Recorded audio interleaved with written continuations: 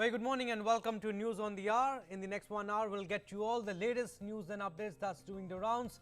Correspondents will also be joining us to give their latest inputs. It's a power-packed 1 hour. Indian hockey team also lost to Belgium, but they still have a chance of playing the bronze medal and will definitely play the bronze medal match, and they have a chance to win the bronze medal also. They'll play Australia or Germany, whoever loses the match between them. All of that and much more. First up, the headlines. Prime Minister Narendra Modi is scheduled to interact with beneficiaries of Pradhan Mantri Garib Kalyan Anna Yojana in Gujarat via video conferencing. CM and Deputy CM of Gujarat will also be present on the occasion.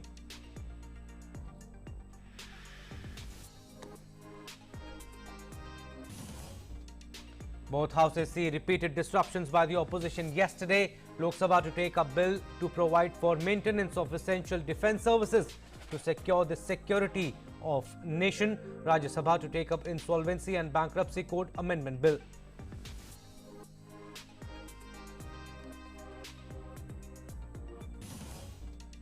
India's COVID-19 vaccination coverage surpasses 47.85 crore. Over 61 lakh vaccine doses administered yesterday. Maharashtra government allows all essential and non-essential shops, including malls, to remain open for extended hours and on Saturday except in 11th level 3 cities.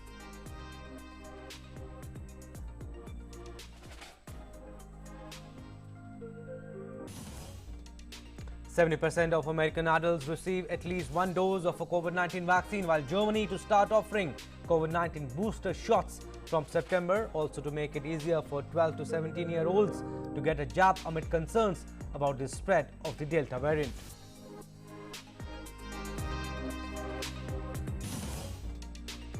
Prime Minister Narendra Modi to chair a meeting on maritime security at UNSC on August 9th.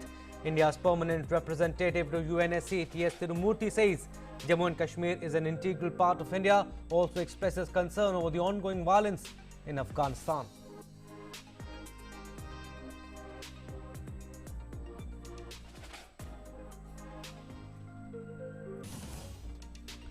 The United States blames Iran for a deadly attack on an Israeli-linked tanker, vows to lead a collective response against Iran. In retaliation, Tehran denies blame and warns against any adventurism by the US.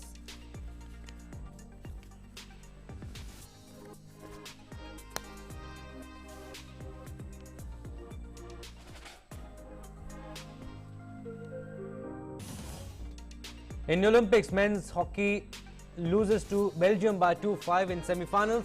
Team now to play for bronze. Prime Minister Narendra Modi hails the performance of the team. In wrestling, Sona Malik loses to Mongolian wrestler Khurel Khu.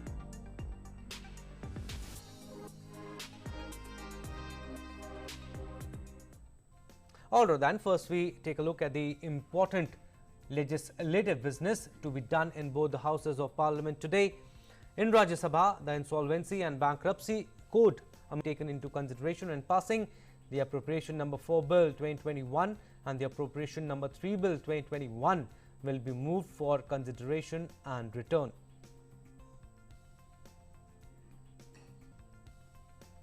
The lower house will take up the essential defence services bill 2021 to be moved by Defence Minister Rajnath Singh for consideration and passing.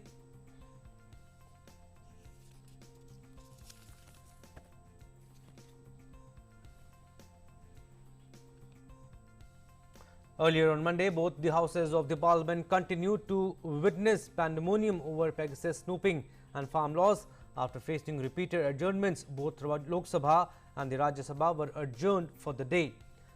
Amid Ruckus, the House passed the General Insurance Business Nationalisation Amendment Bill 2021.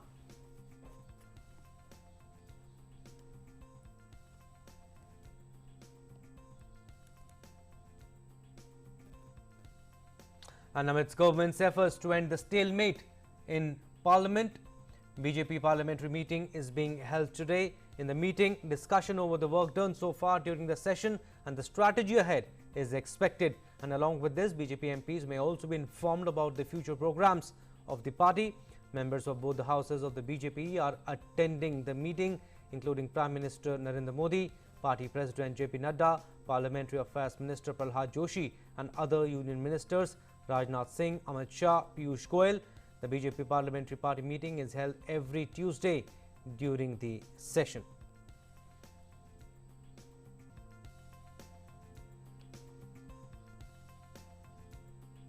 Well, moving on to our next story, Prime Minister Narendra Modi will today interact with beneficiaries of Pradhan Mantri Garib Kalyan Anna Yojana in Gujarat via video conferencing.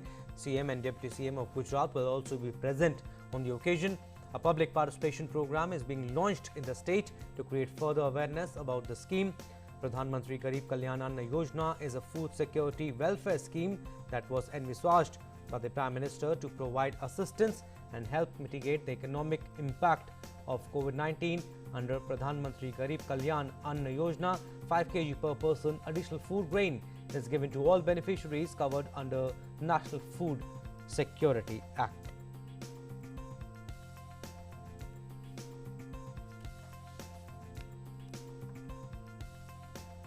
Right, to talk more on this, my colleague Arun Sharma is joining us live to give us more information on this. Good morning, Arun. A public participation program is being launched in the state to create further awareness about the scheme. PM Narendra Modi will interact with the beneficiaries. Tell us the significance and also what do we expect in the address? So Prime Minister Narendra Modi will today be interacting with the beneficiaries of Pradhan Mantri Garib Kalyan Anna Yojana. Now these beneficiaries are from the state of Gujarat. Now we know this fact that this initiative, the Pradhan Mantri Garib Kalyan Anna Yojana, was started in 2020 with an aim or primarily with a mission of lives and livelihoods, and how can lives and livelihoods can be saved. So in that context, this initiative was started by Prime Minister Narendra Modi. The idea was to provide free ration to close to 80 crore people in our country. Now 5 kg of food grains and of course additional pulses as well, monthly pulses to the family members as well. So this ensures that how government is focusing upon providing a free ration or food grains primarily to the people of our country or the beneficiaries of Pradhan Mantri Garib Kalyan Anna Yojana. Second important aspect in this entire point is that Prime Minister Narendra Modi will also be trying to understand the experiences of the beneficiaries, that how they have benefited from this Pradhan Mantri Garib Kalyan Anna Yojana, what more can be done. Yeah. Because Prime Minister believes in the fact that directly interaction should be done with the beneficiaries, so that an idea can be primarily we can get an idea as to what more can be done as far as this initiative is concerned.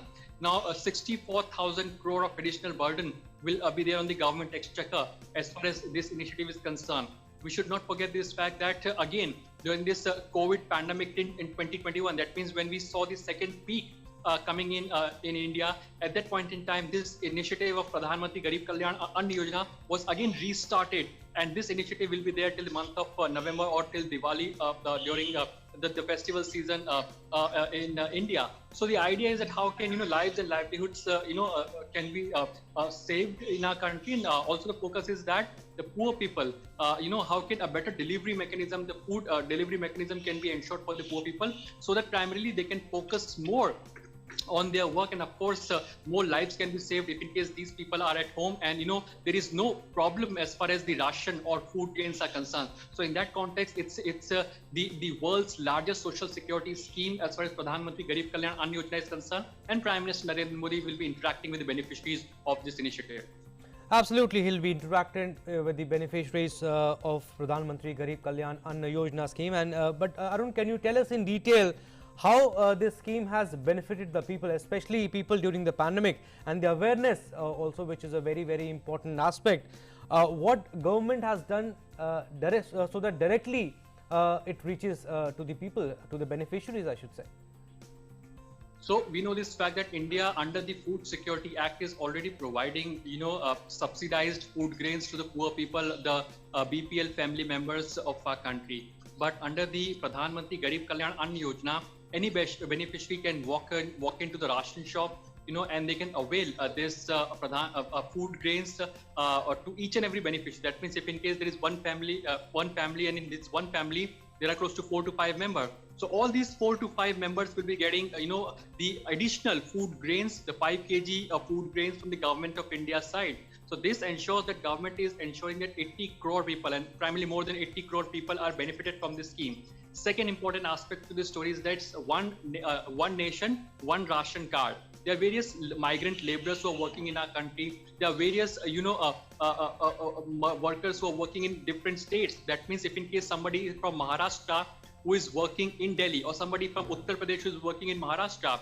So there is a portability now in as far as ration card is concerned. So any beneficiary who is a ration card from maybe from Uttar Pradesh, he can avail benefit from the state like Maharashtra as well. So government is working on the portability aspect of the ration cards and also working on the flexibility aspect of the ration card as well. And that in that context, only various states have come on board as far as one nation, one ration card is concerned, so that the migrant laborers, specifically the workers, the poor people, they can avail the benefits of this Government of India scheme of availing free ration or free food grains from any ration shop all across the country. So that's the reason this entire food delivery mechanism system, or under the Food Security Act, the government is trying to strengthen this entire food delivery mechanism. And yes, of course, the government is also focusing upon the fact that how can more than 80 crore people can be fed with the free food grains, so that they don't have any kind of problem during the COVID pandemic time. So as Prime Minister Narendra Modi has often said this point, Jaan bhi or Jahan bhi, and of course lives and livelihoods. So this matters a lot, and that's the reason this entire food delivery mechanism is being strengthened. And of course international institutions like World Health Organization, United Nations, they have praised India's efforts of this world's largest social security initiative of Pradhan Mantri Garib Kalyan Ann Yojana, whereby free food grains is being provided to the poor people of our country. Absolutely. Centre is running the longest ever exercise of distributing free food grains, especially during the pandemic. Thank you, Arun. Thank you for giving us your vital inputs.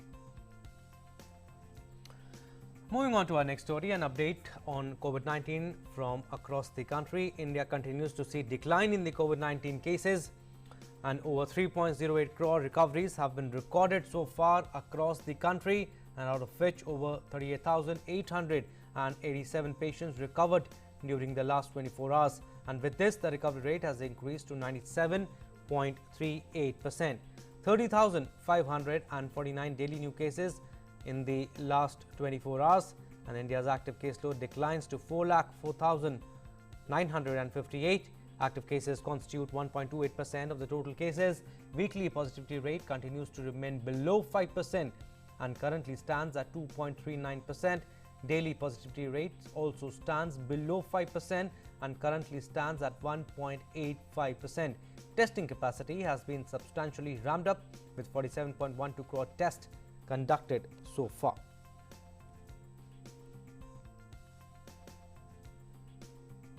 Now an update on the nationwide vaccination drive. The cumulative COVID-19 vaccination coverage has surpassed 47.85 crore.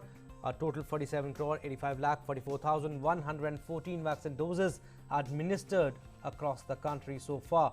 More than 61.09 lakh vaccine doses have been administered in the last 24 hours.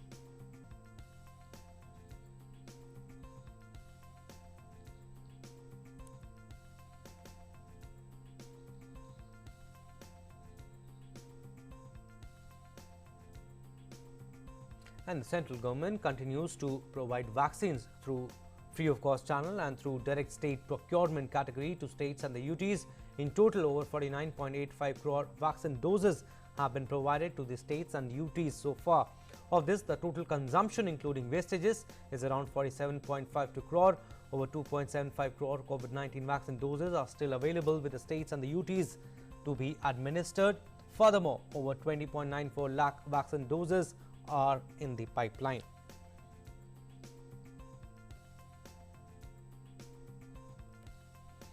And the Maharashtra government on Monday issued a notification announcing relaxations for several districts in the state, barring 11 districts. The state has allowed shops and establishments, including shopping malls, to remain open on all weekdays till 8 p.m. as well as allowed all government and private offices to remain operational at full capacity. Theatres and multiplexes, however, have not been allowed to function, and even places of worship are to remain shut. The state government, however, ordered the continuation of earlier imposed restrictions in 11 districts, and the districts are Kolhapur, Sangli, Satara, Pune, Ratnagiri, Sindhudurg, Solapur, Ahmednagar, Beed, Raigad and Palghar.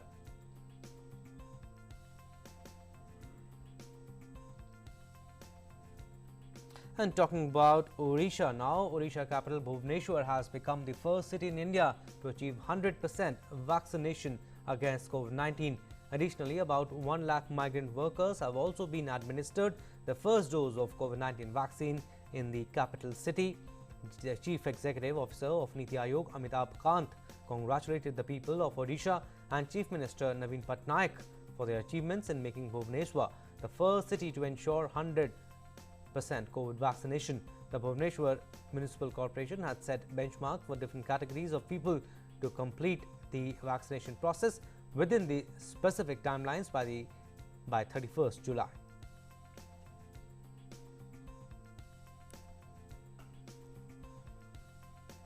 Moving on to our next story now, the Central Board of Secondary Education CBSE has released the exam schedule for class 12 candidates who want to appear for the examinations to improve their scores.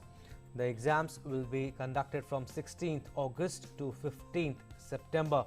In a statement, CBSE said the exams will also be conducted for students who were placed in the compartment category in the board results. The registration portal will soon be operational on the board's website.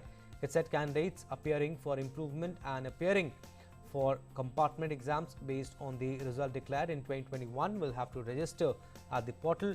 Earlier, the CBSE had declared the class 12 results on 30th of last month based on the alternate assessment criteria.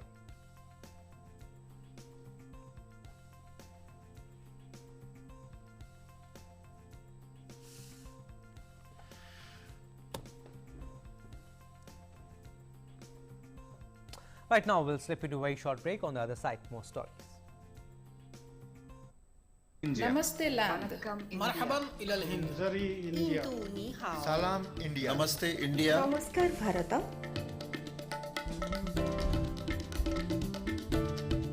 Muy NEWSON India. land. Nahnu hunud. India. Ma Hindi Hasti. Mung Hindian. Salam Hindustan. We are India.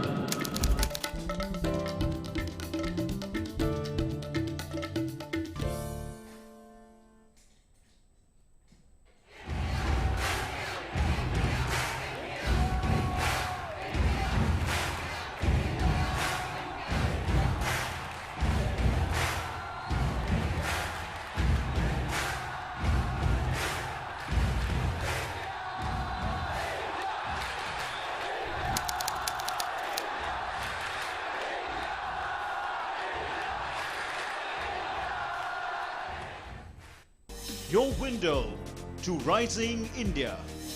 India's voice on global platforms.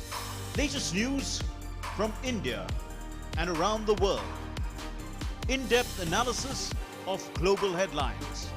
Watch DD India in your country.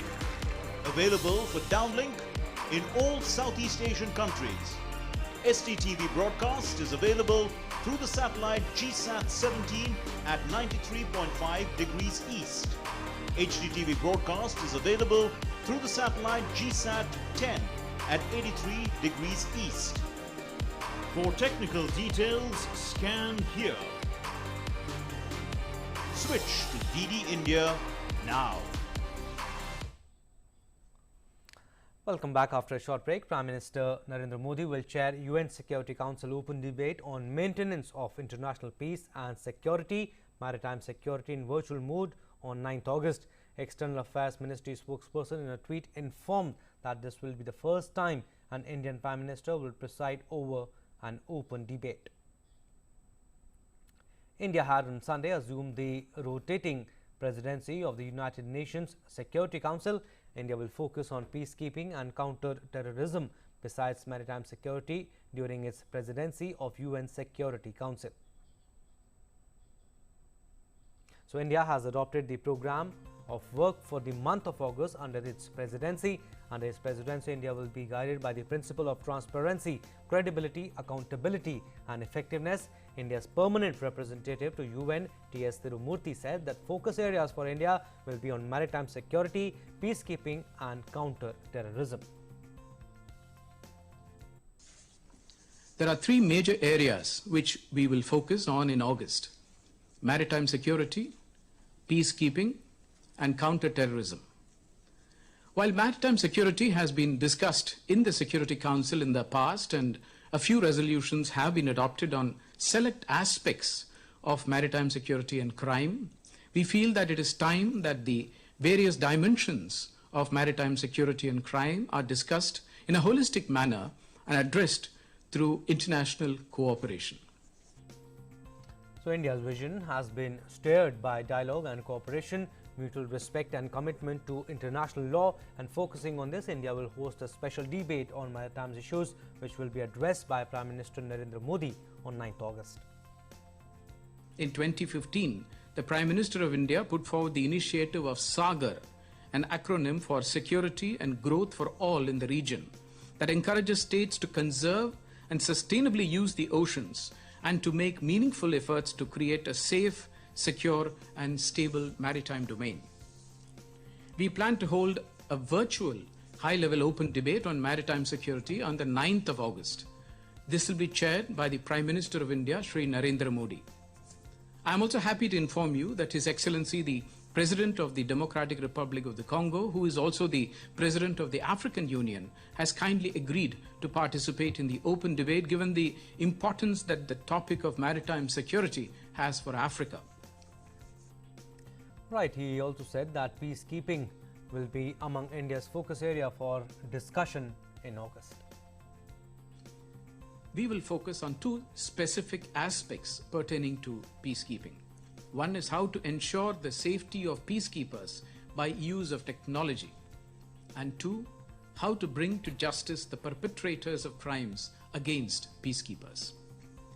We believe that infusion of appropriate technology can play a significant role in improving the safety and security of the peacekeepers. Use of field focus, reliable and cost-effective new technologies in peacekeeping operations that are driven by practical needs of end users on the ground is the need of the hour. Under the overarching theme of protecting the protectors, the External Affairs Minister of India will be chairing an open debate on the 18th of August on the topic of technology and peacekeeping. It will be held in the Security Council chambers. And speaking on the Afghanistan issue, India's permanent representative to UN, T.S. Tirumurti, said that peaceful resolution by all parties is needed to secure peace within and outside Afghanistan. The situation in Afghanistan is of deep concern to all members of the Security Council. And we have seen that in recent dates, the violence is only increasing. And the UN report, in fact, goes on to say that the number of casualties during the period of May to June is, in fact, exceeds the number between January and April. We want to see an independent, peaceful, democratic, and a stable Afghanistan. And India has supported every opportunity that can bring peace, security, and stability in Afghanistan. We should address the question of violence and the targeted attacks, and these are of very serious concern, and all violence must come to an end. Right, India's permanent representative to UN, T.S. Tirumurti, said that Jammu and Kashmir is an integral part of India and the recent changes are being brought as per the Constitution of India in the region. Jammu and Kashmir is an integral and inalienable part of India. I think it's important to recognize that, and the issues relating to the Union territory of Jammu and Kashmir are internal affairs of India. The changes have been brought through established parliamentary procedures, and it is well within the framework of the Constitution of India to effect these changes. So any change or modification to Article 370, like any other provision of the Constitution, is the sole prerogative of the Parliament of the Republic of India. Back home, Karnataka CM Basavaraj Bommai held discussions with BJP President JP Nadda at New Delhi late last night and considered the list for formation of Council of Ministers in the state. He held meetings with senior BJP leaders. The induction of new faces and formation of cabinet is a huge challenge and tough task for the new Chief Minister. And while speaking to the media at New Delhi, he said list of probable names considering various combinations like regional balance and social justice has been drawn, and it is before the High Command to be considered. Another round of discussion is likely to be held today. Basavaraj Bommai took charge as CM on July 28th after B.S. Yediyurappa resigned. The Council of Ministers was also dissolved by the Governor while accepting the resignation of B.S. Yediyurappa. There are many aspirants for the cabinet berths, and according to sources in BJP, Basavaraj Bommai may get 3 or 4 deputy CMs too. The 8th session of the 13th Nagaland Legislative Assembly begins today. The 2-day session will conclude on 5th August after a recess on August 4th. Obituary references, laying of reports, presentation of Assembly committee reports, introduction, consideration and passing of bills, and discussion on matters of urgent public importance are some of the matters to be taken up during the session.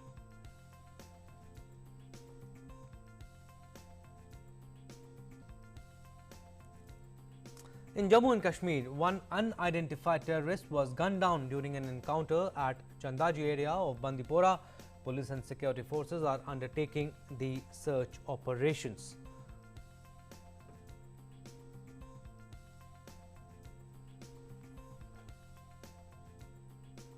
So we are heading for another short break. We'll be back with more stories.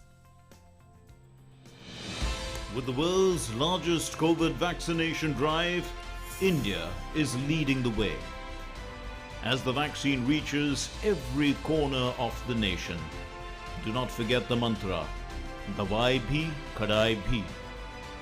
Let's continue our fight against COVID-19. Vaccination along with social distancing, sanitization and masks. Mask up, India! Put your mask on and cover your nose and be safe. Mask up, India.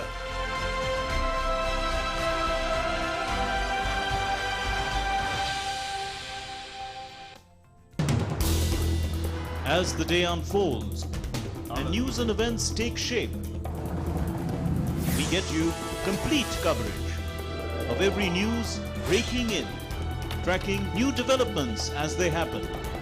Midday Prime English, Monday to Friday, 2 p.m.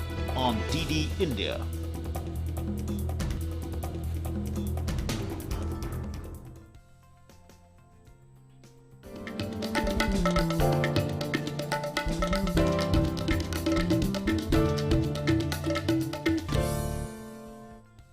Welcome back. Some international stories now. The United States is confident that Iran carried out a drone attack on an Israeli-managed tanker transiting through international waters near Oman on Friday. Condemning the attack, U.S. Secretary of State Antony Blinken said that a thorough review has been conducted and we are confident that Iran carried out this attack. Tehran has denied any involvement in the attack on Thursday, in which 2 crew members, a Briton and a Romanian, were killed.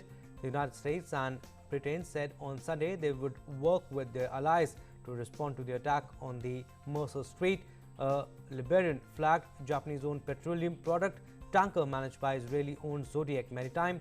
British Prime Minister Boris Johnson described the incident as clearly an unacceptable and outrageous attack on commercial shipping. I want to condemn again the attack on Friday against the commercial ship the Mercer Strait, which was peacefully transiting through the North Arabian Sea in international waters when it was targeted by a drone laden with explosives, killing 2 people. We've conducted a thorough review, and we're confident that Iran carried out this attack. It follows a pattern of similar attacks by Iran, including past incidents with explosive drones. There is no justification for this attack on a peaceful vessel on a commercial mission in international waters. Iran's action is a direct threat to freedom of navigation and commerce. And now an update on the Afghanistan-Taliban conflict. Ferocious fighting is taking place in a major Afghan city amid fears it could be the first provincial capital to fall to the Taliban. Lashkargah in southern Helmand province is under heavy assault from the militants despite persistent US and Afghan airstrikes. Thousands of people fleeing rural areas took shelter in the buildings. Hundreds of Afghan reinforcements have been deployed to battle the militants. The Taliban have made rapid advances in recent months as US forces have withdrawn after 20 years of military operations in the country. Attempts by the militants to capture Kandahar, Afghanistan's second largest city, have continued after rocket strikes hit its airport on Sunday. Seizing control of Kandahar would be a hugely symbolic victory for the Taliban, giving them a grip on the south of the country. In a third besieged city, Herat in the west, government commandos are battling the insurgents after days of fierce fighting. Government forces have taken back some areas after UN compound was attacked on Friday. Meanwhile, US State Department spokesman Ned Price said the Taliban are responsible for most of the outrageous and atrocious acts of violence in Afghanistan. He added that the world will not accept a government in Afghanistan that doesn't respect basic human rights. Price was referring to the prospects of the Taliban reimposing its rule by force or joining an interim power sharing arrangement as part of a peace deal. Is durable. Now, clearly, they may have different visions at the moment of what that durable solution might look like, but that's the point of these talks, to arrive at a solution and an outcome that is Afghan-led, that is Afghan-owned, and importantly, a solution that, at least in our estimation, has to respect the basic and fundamental rights of the Afghan people. That's not a sentiment that is unique to the United States. We have heard that from any number of Afghanistan's neighbors, from other countries in the region, from other members of the international community as well. Saeed. Well, in Turkey now, a hotspot for nightlife and summer parties, the coastline of Bodrum was painted in orange on Monday as a blaze raged in the area. Orange flames and plumes of smoke that swept through the forest was visible on the coastline. Firefighters using planes and helicopters and locals with buckets of water battled wildfires raging for a 6th day near southern coastal resorts in drought-hit Turkey. As per Forestry Ministry, 7 fires were still burning, fanned by temperatures above 40 degrees Celsius, strong winds and low humidity.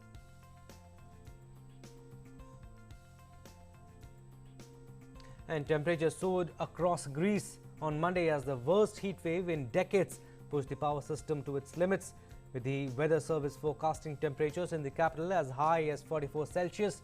This week, energy authorities have advised people to limit power usage at peak times in the afternoon and evening to prevent the electricity system collapsing, with households and businesses turning up air conditioners to seek relief from the brutal heat. Prime Minister Kyriakos Mitsotakis said the country is dealing with the worst heat wave since 1987. The week-long heat wave has left more than 1,000 people dead.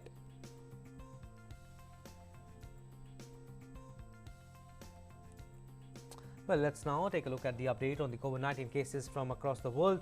The world continues its battle against COVID-19. So far, over 19.96 crore people have contracted the virus, while recoveries have surpassed 18 crore. Over 42.49 lakh people have lost their lives to the virus globally. In the past few days in the US, COVID cases have been on a swift increase. The country remains worst affected by the pandemic, with 3.58 crore people infected by the COVID-19 so far. Over 6.29 lakh deaths due to the virus have been reported in the country.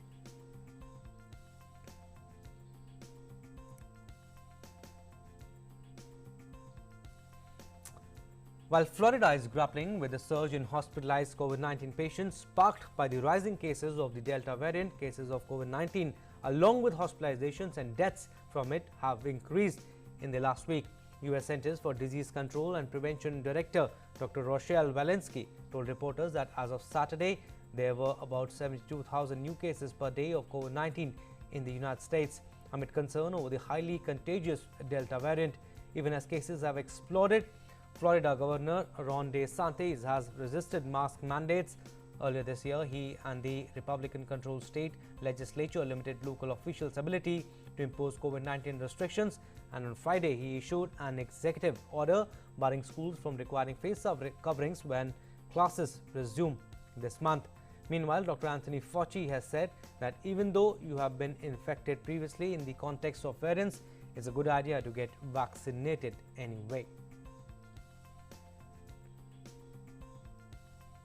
Dealing with a variant, you don't get the kind of protection that you would have hoped to have gotten from a previous infection. Regarding the issue of vaccinating people, there's no doubt when you vaccinate someone who has had an original infection and who has recovered, not only do you increase the depth of the protection, not only do you increase the duration, but you also increase the breadth of it so that you cover not only the original, but the variants. And that's the reason why the recommendation still holds that even though you've been infected previously, in the context of variants, it's a good idea to get vaccinated anyway. Meanwhile, US braces for record number of hospitalized patients due to COVID.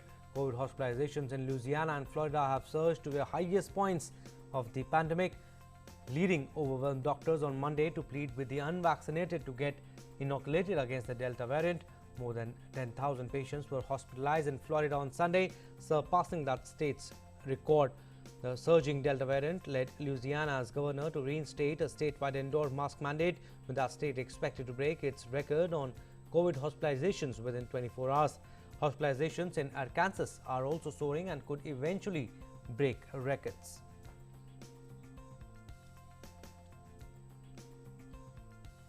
And talking about Britain now, British Prime Minister Boris Johnson said on Monday that he wanted to get the travel industry moving again with a simple user-friendly system to allow for trips abroad without importing new variants of the coronavirus.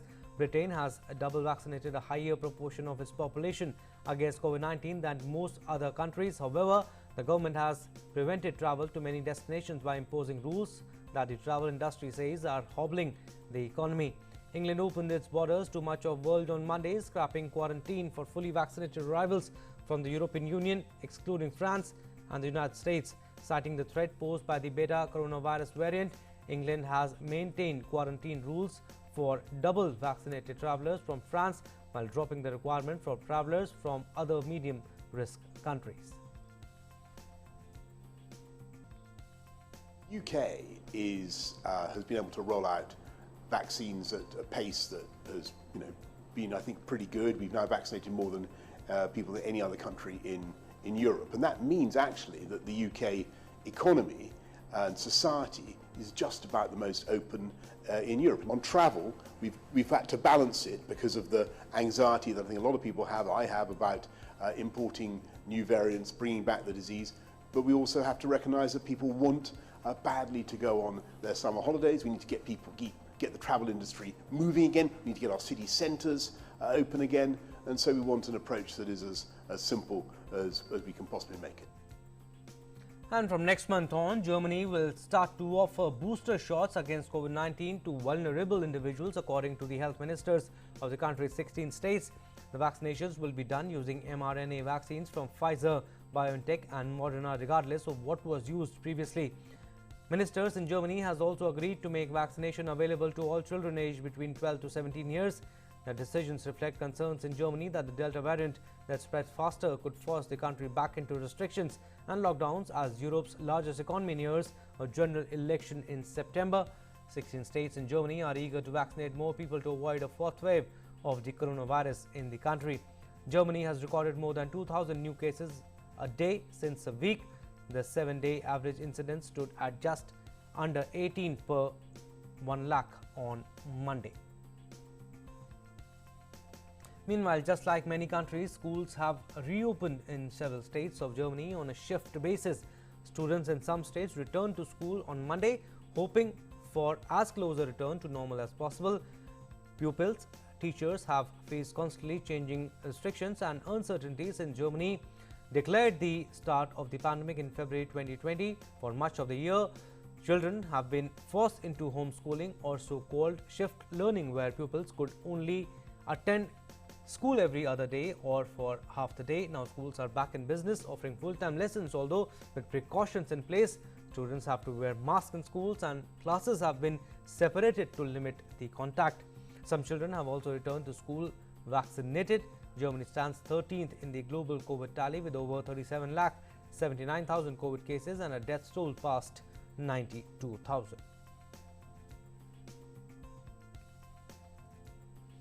Talking about Hong Kong now, the Hong Kong government has urged its employees in education and health workers to get vaccinated or pay for regular COVID-19 detection tests. City leader Carrie Lam announced the measures to persuade more people to get vaccinated. Hong Kong has registered 56 days without any local coronavirus cases, and life has largely returned to normal in the global financial hub, except heavy travel restrictions still remain, with hotel quarantine required for all arrivals. The number of takers for the vaccines has improved in recent months after various businesses announced the range of perks for those who take vaccines, including a lottery prize of an apartment worth about $1 million. The government is also mulling extending the availability of free vaccination centers by 1 month until the end of October, and about a third of the population has received the recommended 2 doses and less than half have had at least 1 dose. Right, time for another short break. We'll be back soon.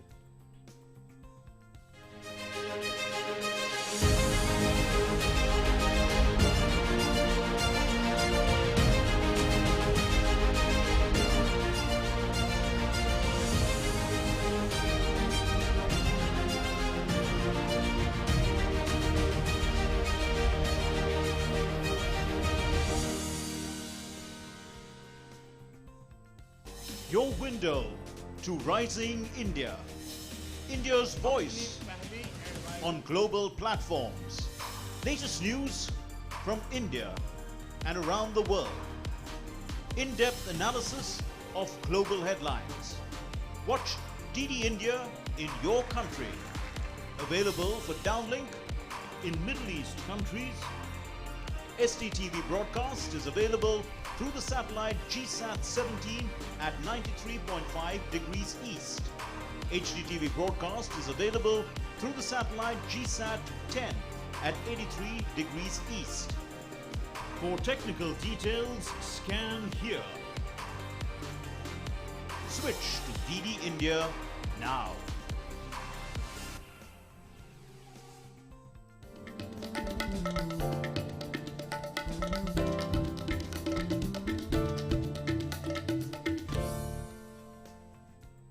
Welcome back. Business news now. The S&P 500 index closed slightly lower on Monday after erasing early gains as worries about the Delta variant of the coronavirus and a slowing US economy overshadowed optimism around more fiscal stimulus and a strong second quarter earnings season. Major US averages closed well off their early highs to kick off trading in August, with the Dow Industrials and S&P 500 ending the session with modest declines. And domestic equities rallied on Tuesday, bucking weak Asian trend amid gains in realty, FMCG, pharma and IT stocks. The frontline S&P BSE Sensex was trading at 53,230 levels, up 280 points, while the Nifty 50 index hit fresh record peak of 15,965, up 80 points. The index is only 35 points shy of 16,000 mark. In the broader markets too, the BSE mid and small cap indices hit new peaks, advancing up to 0.5% in intra-day trade.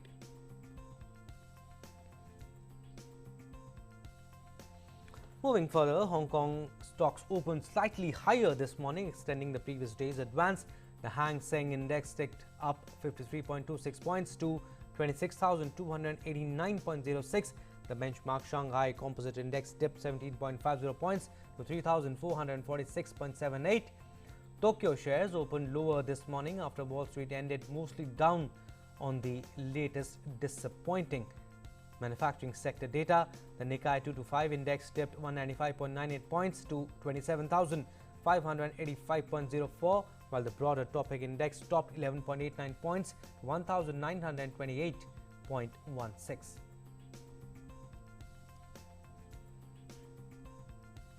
And now moving on to some sports stories now.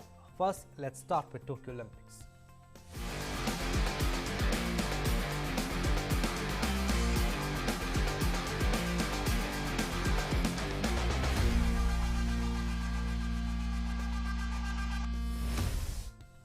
We'll start with hockey. Indian men's hockey team lost to Belgium in the first semi-final 2-5. The epic encounter began with a bang as world number 2 Belgium struck in the second minute itself and took the 1-0 lead early on, but Indian men made a quick comeback and scored 2 goals in the 12th and 14th minute in the space of 2 minutes. First, Harmanpreet converted the penalty corner through his drag flick, and then Mandeep Singh gave India a 2-1 lead. However, in the second quarter, Belgium fought back and levelled the scores. Third quarter remained goalless, but Belgium dominated most of the fourth quarter, and the final results ended with 5-2, Belgium reaching the finals. They'll play either Australia or Germany, while India still have the chance to finish on the podium. They'll play the bronze medal match now, and they'll play the loser of Australia versus Germany match. Meanwhile, Prime Minister Narendra Modi said that wins and losses are part of life.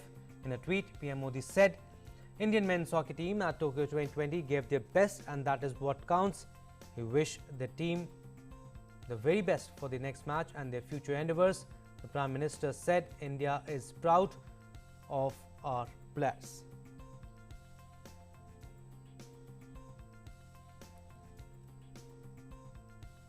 And Union Minister for Youth Affairs and Sports and INB Anurag Thakur, he also tweeted and he said, very encouraging tweet, boys, you played well, you gave it your best, we are with you.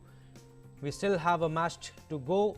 We are Team India and we don't ever give up.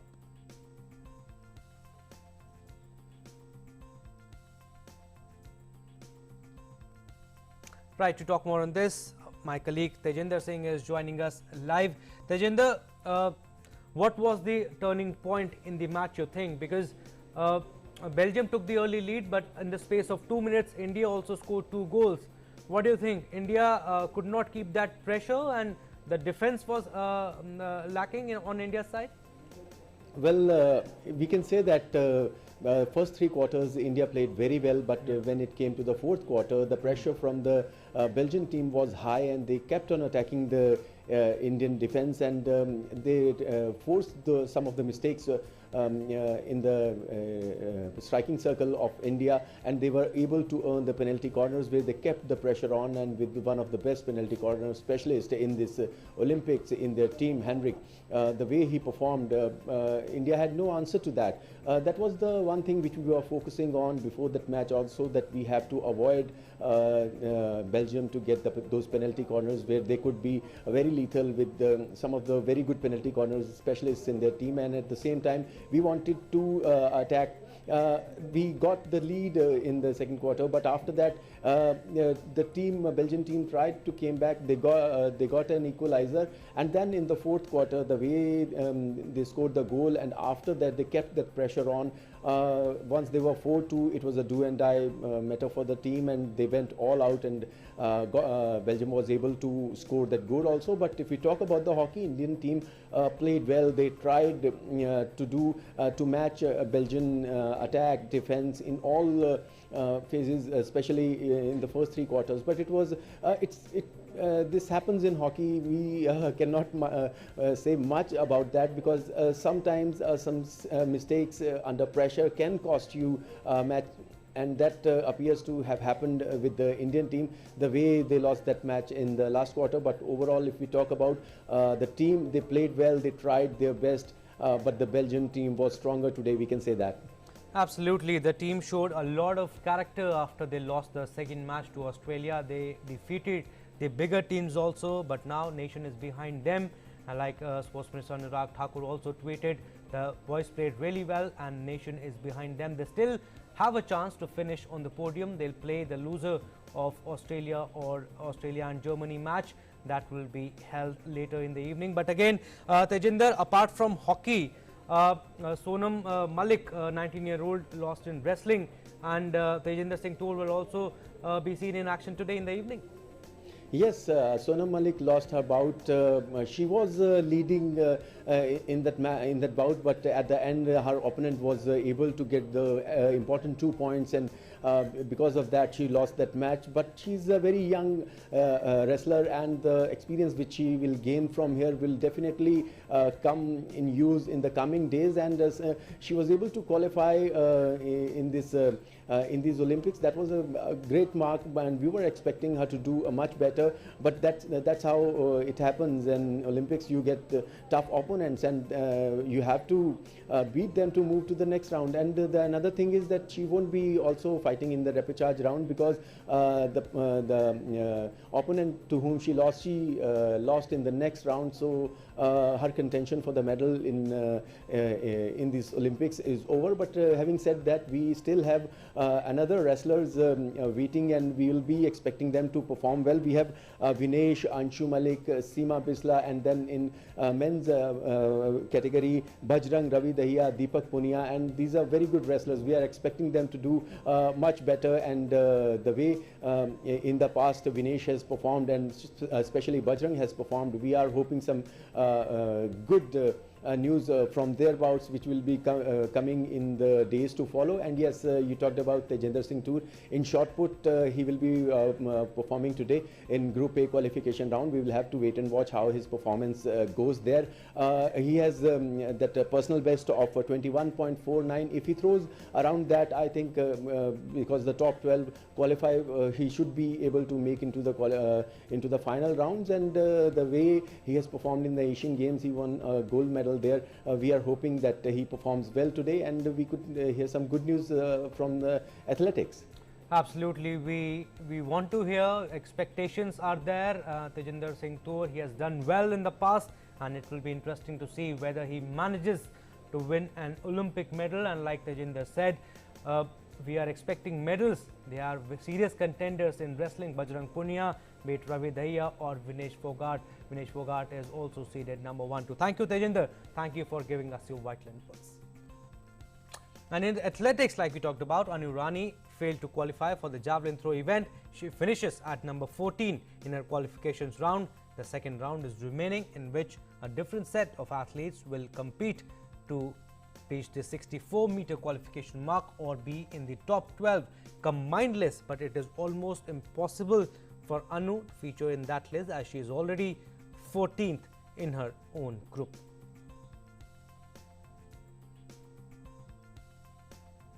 Well, that's all we have in this bulletin. But before we go, USA's Brigitte Z reads music, can play Beethoven's Sonatina in F major, and has won a spot to perform at Carnegie Hall. She is 4 years old. Before we end this bulletin, we leave you with the beautiful musical notes that the little prodigy plays.